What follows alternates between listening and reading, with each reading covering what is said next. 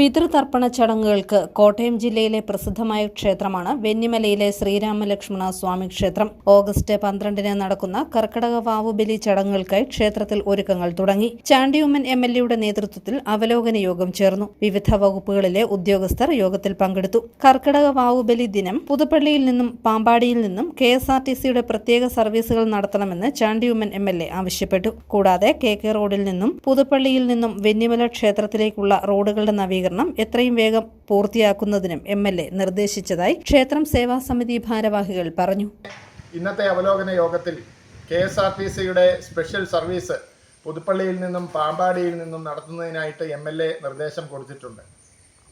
ക്ഷേത്രത്തിലേക്കുള്ള വഴിയാണ് ഇന്ന് അവലോകന യോഗത്തിൽ ചർച്ച ചെയ്ത ഏറ്റവും പ്രധാനപ്പെട്ട വിഷയം. ക്ഷേത്രത്തിലേക്ക് എത്തിച്ചേരുന്ന KK റോഡിൽ നിന്നും അതേപോലെ തന്നെ പുതുപ്പള്ളിയിൽ നിന്നുമുള്ള രണ്ട് വഴികളും അത്യന്തം ശോചനീയാവസ്ഥയിലാണ്. ഭക്തർക്ക് നടന്നു പോലും ക്ഷേത്രത്തിൽ എത്തിച്ചേരുവാൻ സാധിക്കാത്ത വണ്ണം തകർന്നു കിടക്കുകയാണ്. ആ ക്ഷേത്ര വഴികൾ എത്രയും വേഗം പുനരുദ്ധരിച്ച് അത്യാവശ്യം ഉള്ള മെയിൻ്റനൻസ് പ്രവൃത്തികൾ ചെയ്യാനായിട്ട് വാട്ടർ അതോറിറ്റിയുടെ ഉദ്യോഗസ്ഥരെ ബഹുമാനപ്പെട്ട MLA ചുമതലപ്പെടുത്തിയിട്ടുണ്ട്.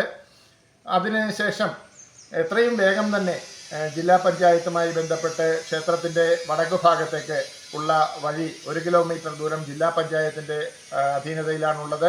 അതേപോലെ തന്നെ PWDയുടെ ചുമതലയിലുള്ള പുതുപ്പള്ളി വെന്നിമല ക്ഷേത്രം റോഡും അതേപോലെ തന്നെ ഇരുകമ്പി വെള്ളൂർ റോഡും എത്രയും വേഗം BMDC നിലവാരത്തിൽ ടാർ ചെയ്യുന്നതിനുള്ള തീരുമാനവും ഉണ്ടായിട്ടുണ്ട്. ഓഗസ്റ്റ് 12-ന് 10,000 പേർ ബലിതർപ്പണത്തിന് എത്തുമെന്നാണ് പ്രതീക്ഷിക്കുന്നത്. കൂടാതെ 1,00,000-ഓളം പേർ പുലർച്ചെ മുതൽ വൈകിട്ട് വരെ വഴിപാടുകൾക്ക് എത്തുമെന്നും പ്രതീക്ഷിക്കുന്നതായി ഭാരവാഹികൾ പറഞ്ഞു. ക്ഷേത്രത്തിലെ കൂത്തമ്പലത്തിന്റെ നവീകരണം 1 കോടി രൂപ ചെലവിൽ പുരാവസ്തു വകുപ്പിന്റെ നേതൃത്വത്തിൽ പിന്നീട് പൂർത്തിയാക്കും. 50 ലക്ഷം രൂപ ചെലവിൽ പിതൃമണ്ഡപത്തിന്റെ നവീകരണവും നടത്തും. ക്ഷേത്രത്തിലെത്തിയ ചാണ്ടിയുമ്മൻ MLA വൃക്ഷവനത്തിനായി ഒരു വൃക്ഷത്തൈ നടുകയും ചെയ്തു. News bureau, Kottayam.